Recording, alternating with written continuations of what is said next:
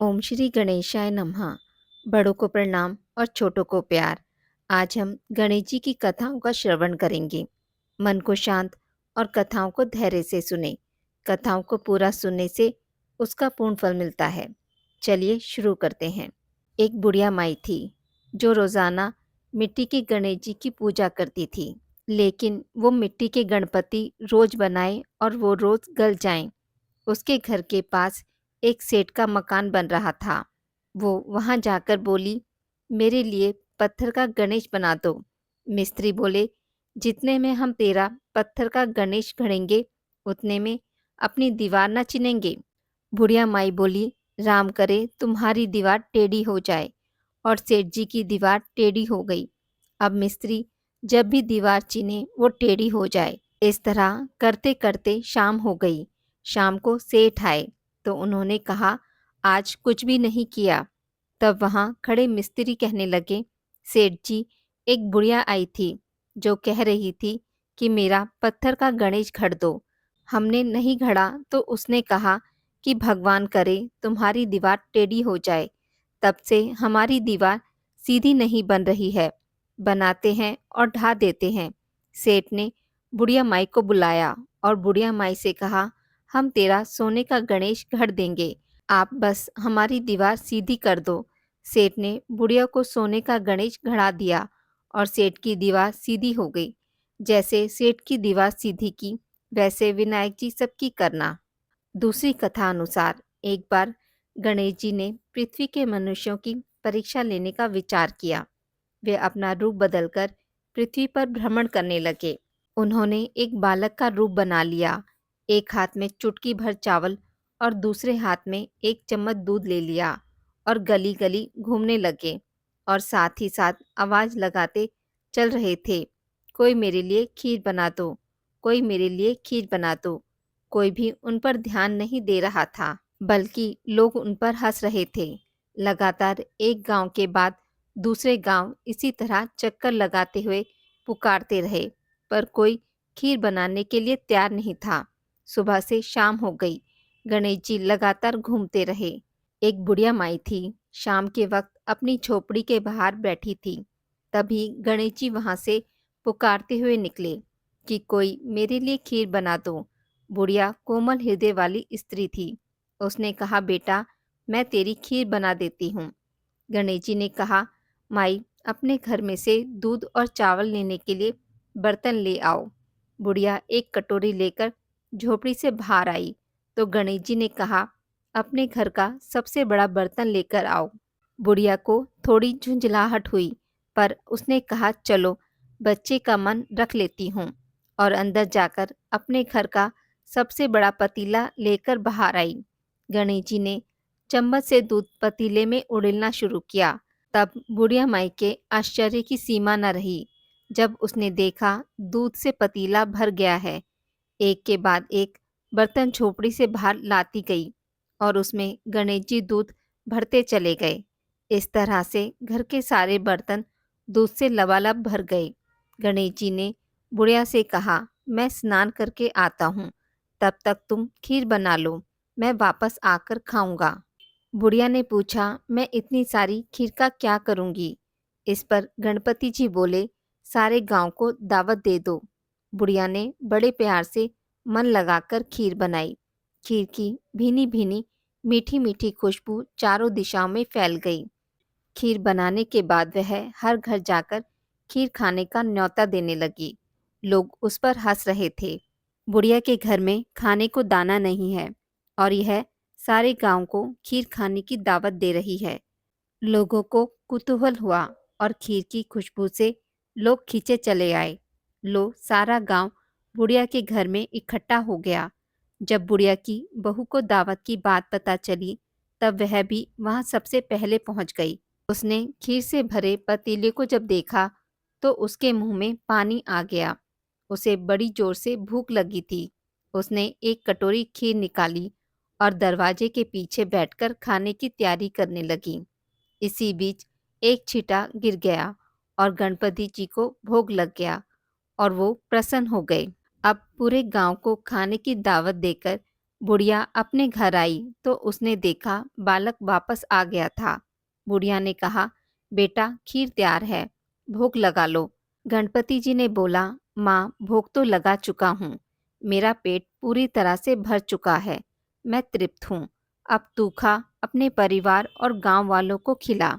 बुढ़िया ने कहा, यह तो बहुत ज़्यादा है, सबका पेट भर जाएगा, इसके बाद भी यह बच जाएगी, उस बची खीर का मैं क्या करूँगी। इस पर गणेश जी बोले, उस बची खीर को रात में अपने घर के चारों कोनों में रख देना। और बुढ़िया माई ने ऐसा ही किया। जब सारा गांव जी भरकर खा चुका, तब भी ढेर सारी खीर बच गई। उसने खीर से भरे पात्रों को अपने घर के चारों कोनों में रख दिया। सुबह उठकर उसने क्या देखा, पतीले में खीर के स्थान पर हीरे जवाहरात और मोती भर गए हैं। वह बहुत खुश हुई, उसकी सारी दरिद्रता दूर हो गई, वह आराम से रहने लगी। उसने गणपति जी का एक भव्य मंदिर बनवाया और साथ में एक बड़ा सा तालाब भी खुदवाया। इस तरह से उसका नाम दूर दूर तक प्रसिद्ध हो गया। उस जगह पर वार्षिक मेला लगने लगा। लोग गणेश जी की कृपा प्राप्त करने के लिए उस स्थान पर पूजा करने और मान्यताएं मानने के लिए आने लगे। गणेश जी सभी की मनोकामनाएं पूरी करने लगे। हे गणेश जी महाराज, जैसी कृपा आपने बुढ़िया माई पे की, वैसी सभी पर करना। कथा को कहने वाले, सुनने वाले और हुंकारा भरने वाले पर भी करना। तीसरी कथा अनुसार एक बार भगवान शंकर और माता पार्वती नर्मदा नदी के तट पर बैठे हुए थे। बैठे बैठे वे ऊबने लगे तो माता पार्वती ने महादेव जी से चौसर खेलने के लिए कहा। महादेव जी पार्वती जी की बात सुनकर चौसर यानी चौपड़ खेलने के लिए तैयार हो गए। अब उनके सामने एक परेशानी थी कि उनके खेल में हार जीत का फैसला करने वाला कोई तीसरा शख्स नहीं था। इसका हल निकालने के लिए शंकर जी ने आसपास से घास के कुछ तिनके इकट्ठे किए और उससे एक पुतला बना दिया। फिर उसमें जान डालकर उससे कहा, हे पुत्र, मैं पार्वती के साथ चौपड़ खेलूंगा और तुम हम दोनों के खेल के साक्षी बनोगे। खेल के अंत में कौन विजयी होता है, तुम्हें इसका निर्णय करना होगा। उस पुतले से इतना कहने के बाद महादेव और माता पार्वती ने चौपड़ का खेल खेलना शुरू कर दिया। दोनों ने बारी बारी से 3 बार चौपड़ का खेल खेला और संयोग से तीनों ही बार माता पार्वती की जीत हुई। जब दोनों ने खेल खत्म किया और उस पुतले से विजयी होने वाले का नाम पूछा, तो उसने महादेव को इस खेल का विजयी घोषित कर दिया। इससे माता पार्वती को गुस्सा आ गया और उन्होंने उस पुतले को लंगड़ा होने और कीचड़ में पड़े रहने का श्राप दिया। माता से श्राप सुनकर उस पुतले ने कहा, हे माँ, मैंने इस खेल का निर्णय अपने अज्ञान के कारण लिया। मैंने किसी गलत इरादे से यह निर्णय नहीं लिया, कृपया मुझे क्षमा करें। पुतले की बात सुनकर माता पार्वती को दया आ गई और उन्होंने उससे कहा, 1 साल बाद यहाँ पर गणेश जी की पूजा करने के लिए नाग कन्याएं आएंगी। उनसे पूछकर तुम गणेश जी व्रत और पूजन करना। ऐसा करने से तुम्हें मनवांछित फल मिलेगा। इतना कहकर माता पार्वती और महादेव वहां से वापस कैलाश की तरफ चले गए। 1 साल बाद उसी स्थान पर नाग कन्याएं आईं। जब उन्होंने गणेश जी व्रत के पूजन की विधि शुरू की, तो उस श्रापित पुतले ने उनसे इस पूजन की विधि बताने की प्रार्थना की। नाग कन्याओं ने विस्तार से उस पुतले को गणेश पूजन की विधि बताई। इसके बाद उस पुतले ने विधि अनुसार 21 दिनों तक गणेश जी की उपासना की और उनका पूजन किया। इस पूजन से गणेश जी काफी प्रसन्न हुए और उन्होंने उस पुतले को मनवांछित वर मांगने के लिए कहा।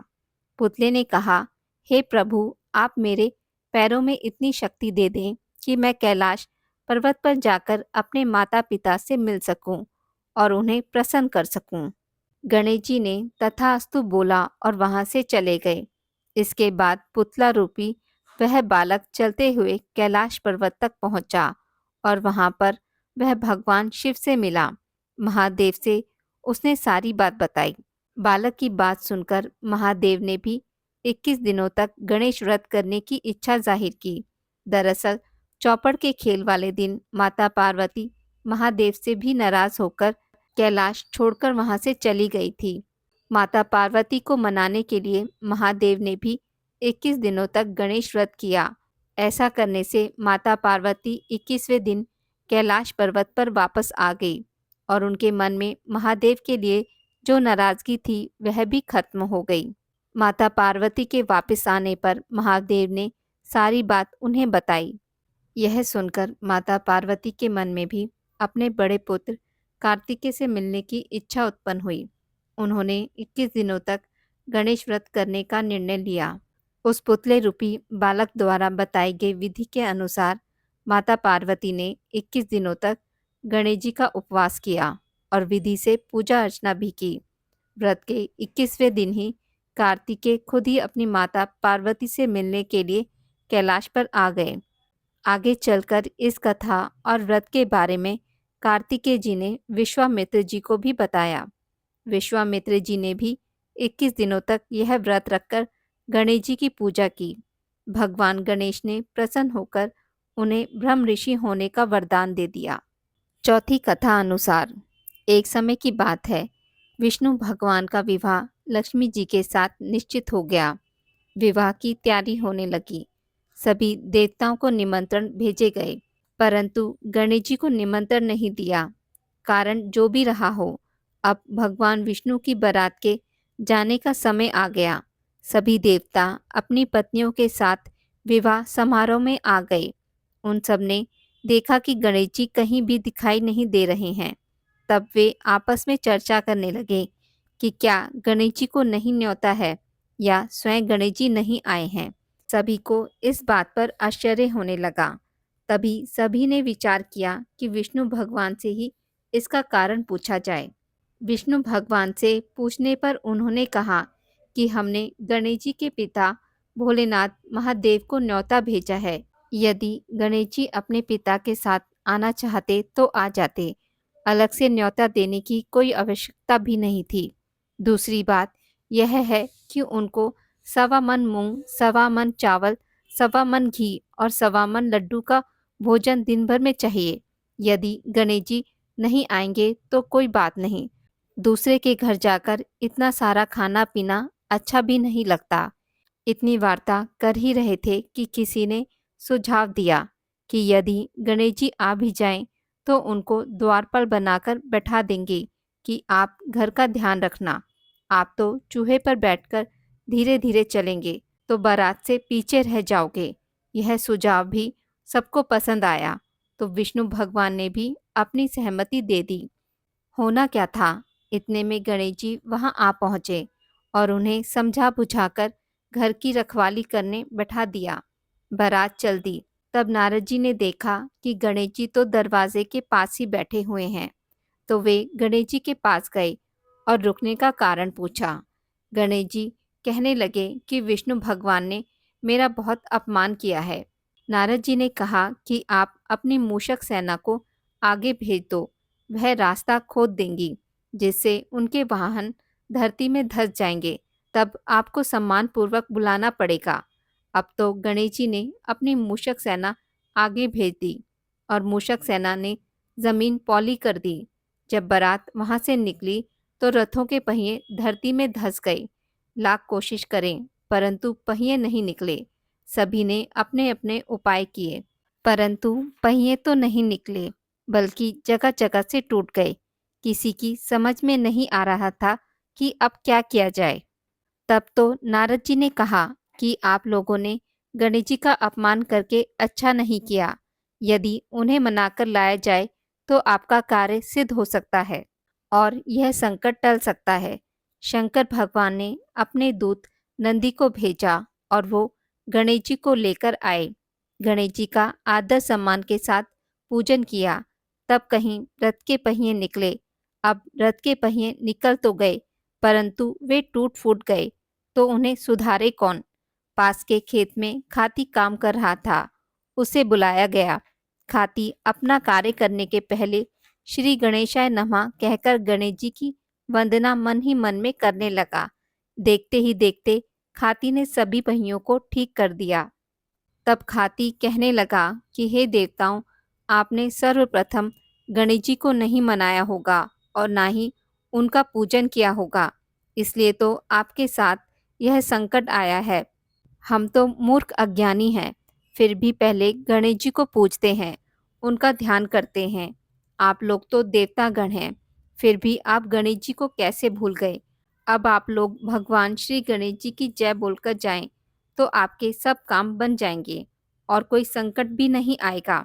ऐसा कहते हुए बारात वहां से चल दी और विष्णु भगवान का लक्ष्मी जी के साथ विवाह संपन्न करा के सभी सकुशल घर लौट आए।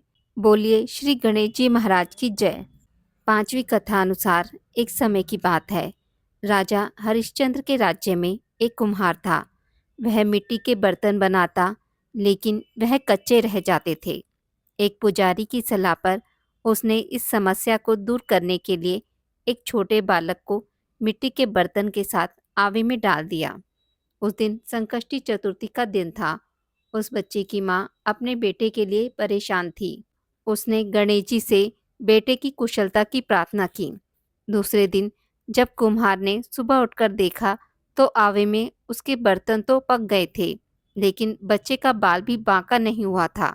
वह डर गया और राजा को जाकर सारी बात बताई। इसके बाद राजा ने उस बच्चे और उसकी माँ को बुलाया, तो माँ ने सभी तरह के विघ्न को दूर करने वाली संकष्टी चतुर्थी का वर्णन किया। इस घटना के बाद से महिलाएं संतान और परिवार के सौभाग्य के लिए सकट चौथ का व्रत करने लगी। बोलिए गणेश जी महाराज की जय। आज की इस वीडियो में बस इतना ही। मित्रों, अगर आपको मेरी वीडियोस पसंद आती हैं तो इसे लाइक और शेयर ज़रूर करें और पूजा पाठ से जुड़ी जानकारी के लिए मेरे चैनल को सब्सक्राइब करना ना भूलें। धन्यवाद।